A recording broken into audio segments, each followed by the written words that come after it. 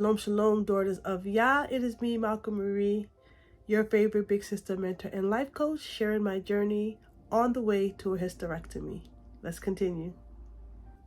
So things are happening fast. Like, I'm glad because I wanted things to happen quickly. Once the decision was made, my doctor set me up for a biopsy, which I will link the video somewhere where you can see what that experience was like. The next step was to meet the surgeon first before getting a date, but it just so happened that they had a cancellation for the robot, and I'll talk about that. And that date was November 3rd, so I actually got my date before I met with the surgeon. And so I met with the surgeon 2 days after the biopsy. So things are happening pretty rapidly. Again, I'm happy for that because if I can get this done tomorrow, well, no, I wouldn't, because I want to prepare. So I'm glad that I have time to prepare. And again, we'll talk about what preparation looks like, at least what it's looking like for me. So let's jump into the surgeon's consultation. So now I have not had a male gynecologist for decades, for obvious reasons. And the only surgeons that I had access to for the surgery were 2 males. Now, trust me, I chalked it up to it's what it has to be. It has to be what it has to be, right? So, got past that. Met the surgeon, and I wanted a woman doctor for obvious reasons, but I also wanted a woman because I believe that a woman would understand the importance or the weight of what I was doing and would have a more compassionate bedside manner, and which there's no guarantee for that, because like I said, the first gynecologist I saw was just very ready to aggressively, chop up my womb and whatever, but sexist probably. But I'm very, very happy with the surgeon that I have, which my gynecologist recommended, and I do trust her. And even I trust her to this level, not only because she is a sister, and again, we share a common culture as being women of color, and I think that's important. And we were contemporary age-wise, which that's also important. And then when I had my follow-up with her for the consultation for the ultrasound, I learned that she herself had had a hysterectomy. And at this point, like I said, I had already decided I was going to go through the hysterectomy. And from what I saw so far, I did not want to do the robotic one because those had left more scars on the body. I really was just like going towards a a bikini cut hysterectomy. But then she shared with me, and she said, I've done it and the healing is faster, which is important for me, which I'll share why. And I was concerned about the scars. That again, I know it could be a vanity thing. It's like a program that I have ever since I was young. My mother was always big on us as girls not scarring up our skin. Like, she wouldn't like to see us run. She wanted, because her thing was, she was a country girl, right? She was born in Jamaica, and she had scars on her legs because she was a country girl. And in her mind, she didn't want to see our legs get scarred and whatever the case may be. So my sister and I became very aware that we don't want our skin scarred. So I did not want all these scars on my body for that reason. And then I think about my husband, even though it probably wouldn't bother, I'm sure it doesn't bother him. But again, these are the kind of vain things you think about as a woman, guilty. And she said she had it, and I was like, can I see your scars? And I could see in her face, she was just like, but I'm just like, sis, like, you see more of me than I'm just asking to see your stomach, And so I could see the split second hesitation, but she did. She allowed me to see her scars, and that really helped me to make my decision, because I felt like, wow, I was seeing a lot of videos on TV, and these people weren't like my complexion. Some of them were white women, and some of them were sisters or women of color.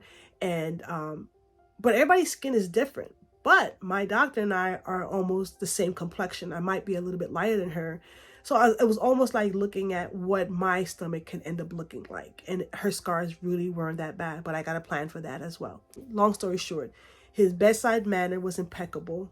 He asked, may he blank when it came to do with anything with me, with my body. I just think that he just knew that there was this sense of modesty with me, that he just didn't just he wasn't proactive in touching me or reaching out for me. Like, even when he tried to help me, he said, may I help you?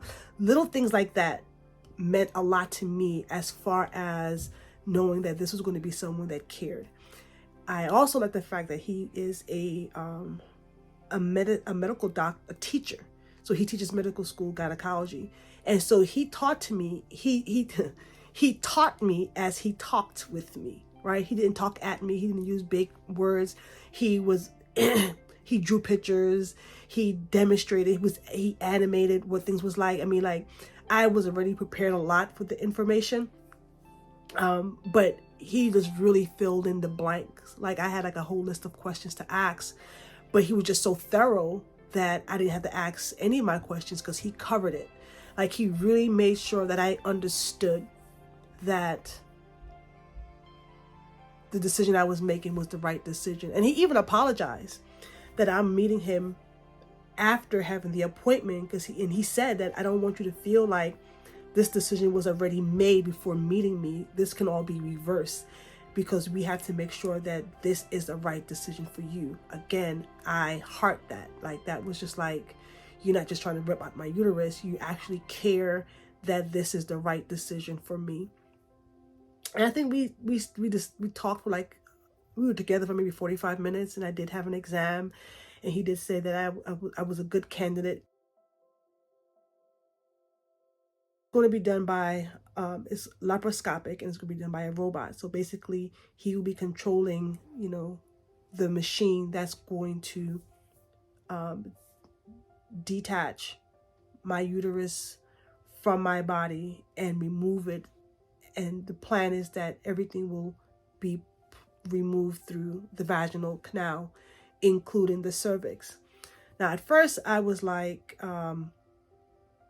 leave my cervix, because again, this is in the beginning of research. Thinking to myself, I just don't want my body just, there just has to be a separation between vaginal canal and the rest of my, anatomy, the rest of my body, my organs. Again, ignorance.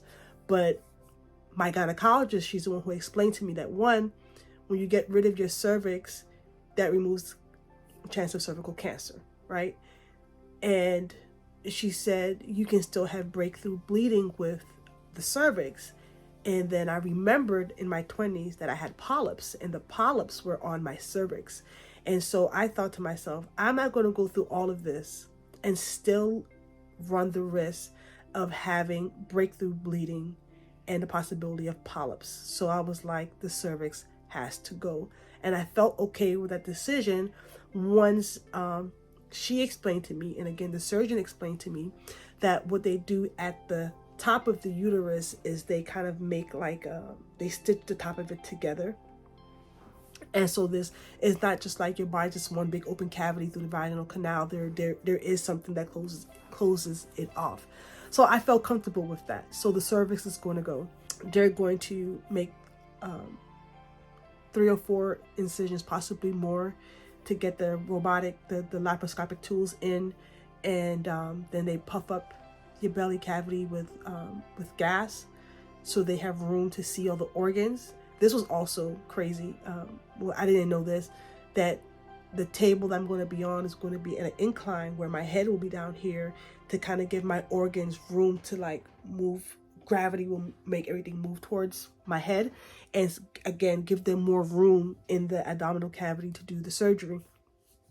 Now, because I did have a tubal ligation 24 years ago, I asked about that, because I'm thinking to myself, well, you don't got to cut those ends because it's already cut. But they're going to remove the portions of the fallopian tubes that are still attached to the ovaries. And then, so I'm not going to escape with less cuts. My ovaries are staying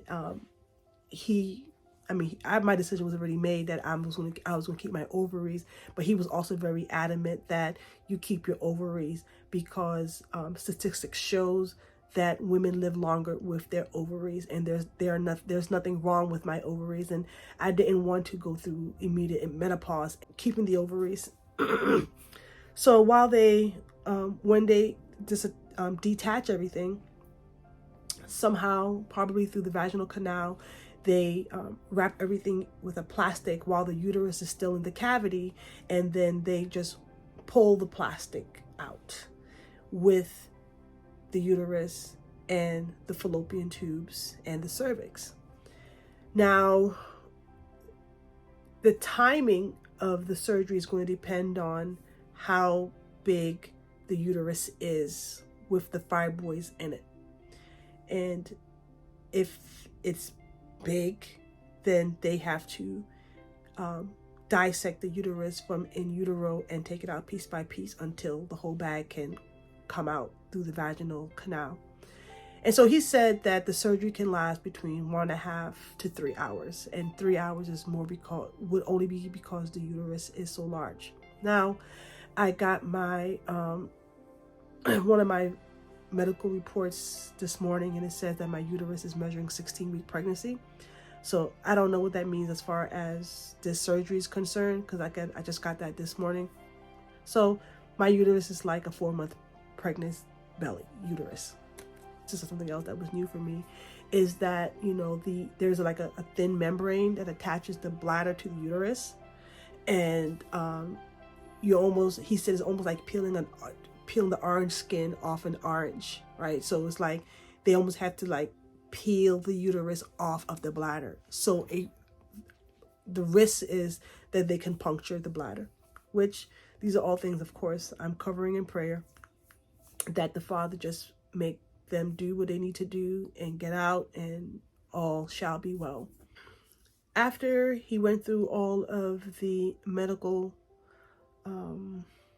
information and the warnings, we did, like I said, we did a physical exam, and he really is such a teacher, because he asked me, did I want to feel my fibroid from the outside, obviously, and he just positioned my hand on my stomach, and from the outside just pushed the fibroid into my hand, and I was just like, wow, that's just crazy.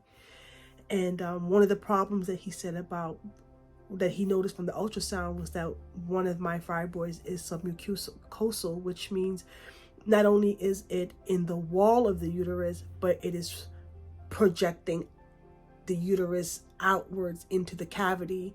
And he said that also may be another reason for the heavy bleeding, because you add this projection is in the body of the uterus, in the cavity. And then you just sign, you know, your permission slips. And my next step is having my pre-op appointment to make sure that I'm healthy, you know, blood work, you know, all the different kind of stuff. And that's what's next. But let me tell you about the biopsy. So I posted a video already about the experience with the biopsy, and I told you how uncomfortable and triggering that was. And when I spoke to my sister, she was like, they could have given you like some pain meds, IM, like intramuscular, because there was just no reason for me. It was almost archaic to go through that.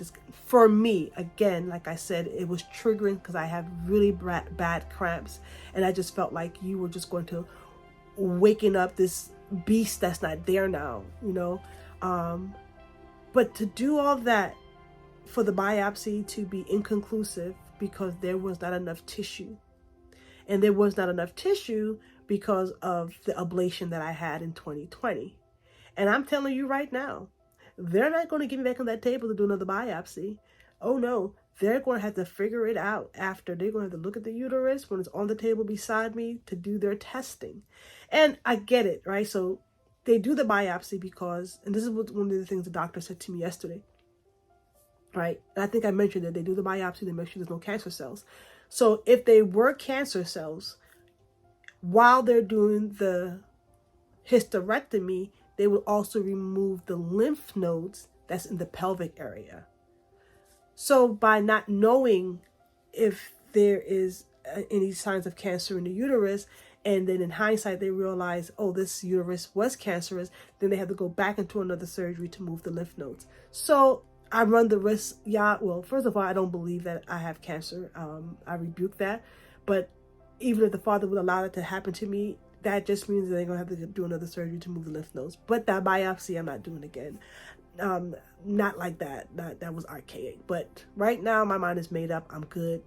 Y'all about to have all of it. Y'all can do what y'all want with it. And let me know after the fact. That is it for my surgeon's consultation. Stay tuned, because next I'm going to share with you how I am preparing for my hysterectomy. I thank you for sharing this journey with me. Like, I didn't know it was going to come to this, and this past summer we had a sisters retreat in my assembly, and the theme of it was Eya Ashe Eya. And, knowing the context of that is, the Father will always be where we need him to be. But a part of that is, for us as women, we have to be Eya Ashe Eya. We have to be what each one of us needs us to be. And right now, the Father needs me to be that woman, that one woman, to begin these kinds of discussions. And just to share my experience. Life experience is not just for yourself. And it'll be wasted if it just stayed with me and between my walls, the four walls of my home. And I really pray that this is, if it's not blessing someone, I know it's very therapeutic for me to give purpose to this loss. And so, as always, it's me, Malcolm Marie, your favorite big sister, mentor, and life coach. Shalom, Queens.